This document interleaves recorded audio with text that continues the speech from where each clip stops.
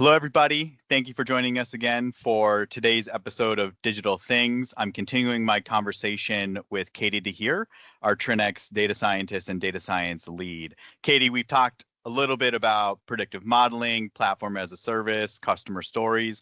Can you share a little bit now your thoughts towards the future? In 2025, how do you see AI and predictive modeling use cases continue to evolve and provide value for our customers? Yeah, definitely. For our leadCAST customers that are using the tool for, all things LCRR, LCRI compliance, um, for those that have to think about performing replacements or planning for replacements, or even those that are continuing to do field verifications to support, iterative predictive modelings and reduction of unknowns.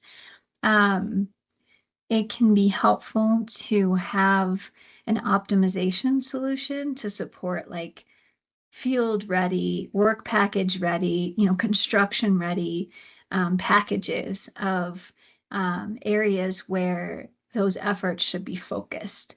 And we can use AI to provide optimal packages and help our utility clients through this process of having a defensible method for where they're performing field work, whether it be inspections or replacements. So that is also a nice way to consider bringing in our data science as a service offering as well, because this is something that we can do with leadCAST data for our leadCAST clients, but it might require some customization.